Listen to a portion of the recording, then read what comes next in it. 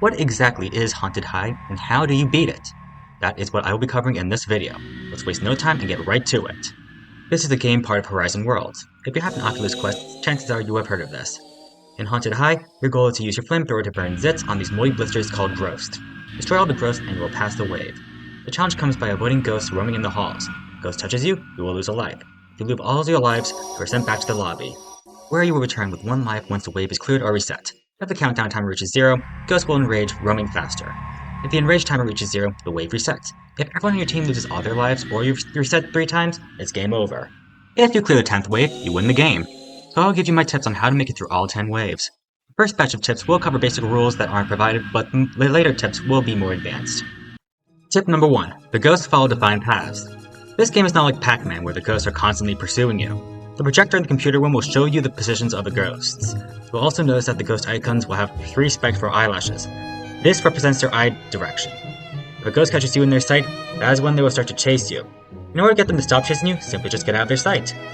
These ghosts will stop and look around a little bit before retreating, to which they will actively check for any nearby players for them to chase. If they spot another player, that player becomes your new target. If no player gets spotted, they will fold their arms and retreat to a random position on their path. For reference, here are the paths the ghosts follow for the first 2 waves. Tip number 2. Keep an eye on your battery. Whenever you burn a growth, you'll notice that your flamethrower will drain battery. Flamethrower contains 4 charges, but you only spend 1 charge for destroying the last bit on a growth. Keep in mind if multiple people are burning the same growth, that only the person that destroys the last bit is the one that's going to lose battery. To recharge your flamethrower, go to the computer room, and to the left of the projectile is a charging station to refill your battery.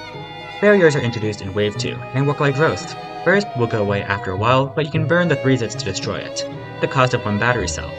Since barriers can pop up anywhere, I recommend charging your flamethrower whenever you reach 1 cell remaining. Tip number 3. Your flamethrower alerts you of the closest ghost. When you are burning those growths or moving around the school, you may hear beeping coming out of your flamethrower.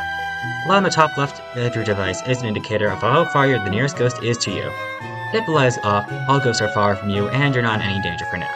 If the light is white, you're still safe, but not as safe as no light. A yellow light means caution as a ghost is nearby. Orange light means warning, since a ghost is around the corner. Finally, a red light means that a ghost is close and it's time to run or hide. Tip number 4. Recognize your safe spots. Hiding spots doesn't mean the ghost can't catch you exactly. Hiding spots serve to cut you off from the vision so they can stop chasing you. Classrooms and storages are safe because of their doors, whereas lockers, shelves, and blackboards function as barriers ghosts cannot see past. Additionally, in the first 2 rounds, Hallway 2, parts of Hallway 1, and the area outside Storage 2 are safe spots as you will not be able to see in their line of sight. On round 3, the ghost will change their paths to this. Here, Hallway 4, parts of Hallway 5, and the area outside Storage 2 again are safe. You shouldn't take safe spots for granted, as getting spotted by a ghost will break them from your line of patrol path, and pursue the targeted player. Tip number 5. Wait for openings to track your ghost. Starting Wave 5, ghosts will react almost immediately once you've entered their line of sight.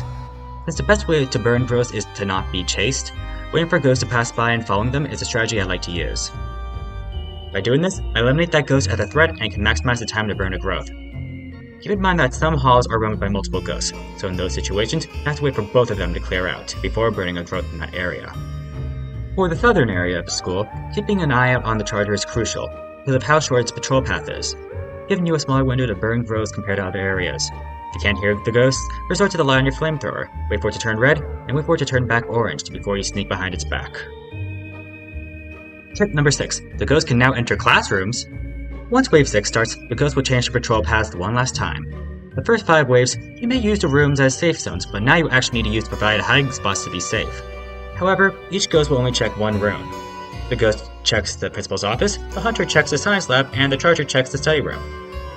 For checking the principal's office, leaving the computer room through the right door and waiting for the ghost to pass is the best way to enter the office safely. Once it enters the office, cling to the right side of the hall and wait for it to go down Hall 4. For the other rooms, I'm going to bring in my next tip first. Tip number 7. The Watcher has bad eyesight. Once Wave 7 begins, you finally are met with the 4th ghost, whose description tells you not to sneak behind. The Watcher's path covers a lot of territory that was safe for Wave 6, and will make leaving the science lab and study room more difficult. Additionally, the Watcher moves faster than the other ghosts. However, the Watcher has bad eyesight.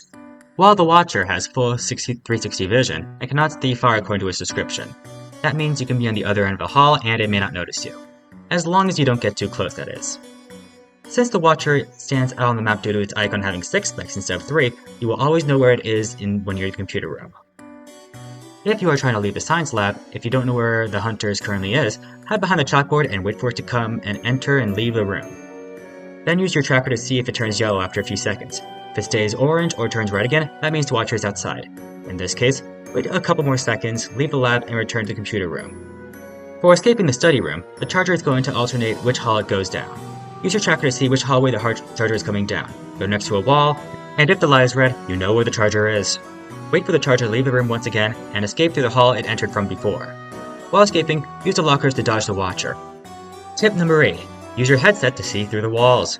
This tip is a big one. If you are next to a flat wall, position your character next to the wall, and then tilt your head into the wall. You should be able to see through and get to spy on ghosts roaming outside. This is useful for areas covered by multiple ghosts, and to tell where they are going.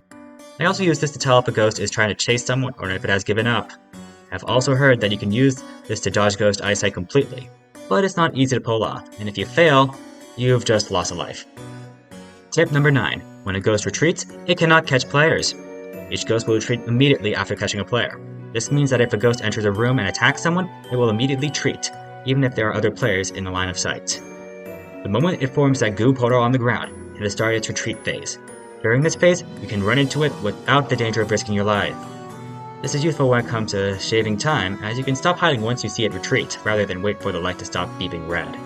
If a ghost happens to spawn near you, you still have a few seconds to run behind it or run to a hiding spot before it starts to chase. And since you've made it this far, I'll give you a bonus tip. The bonus tip.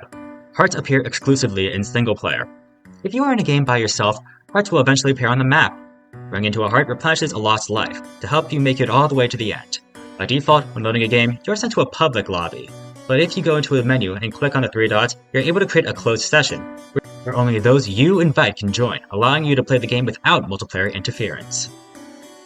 Tip number 10. Understand ghost behavior.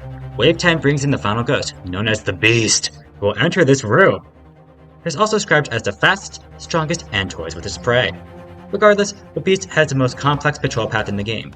It will roam around the perimeter of the school. When it reaches the top right corner, it will either reverse its direction or go down hallway 9. If it goes down hallway 9 just after going up hallway 9, it might go inside the computer room to check if any players are there.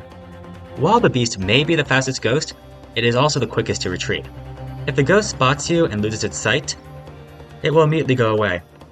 Another particular behavior is the Hunter, which it moves the slowest of all the ghosts, but will linger around the longest after losing sight of a player it was chasing after. Even though the Charger has no eyes, it can see pretty far, so it will begin to chase you as soon as it sees you in its line of vision. The Watcher has bad eyesight on the other hand. And finally, the Ghost is probably the most average of them all. That about wraps up my tips on how to beat this game. Hopefully you found this video helpful. You can always support me by liking this video, making sure you're subscribed, hyping it up, and sharing it with your friends. I wish you good luck out there, claiming victory. And with that, take care.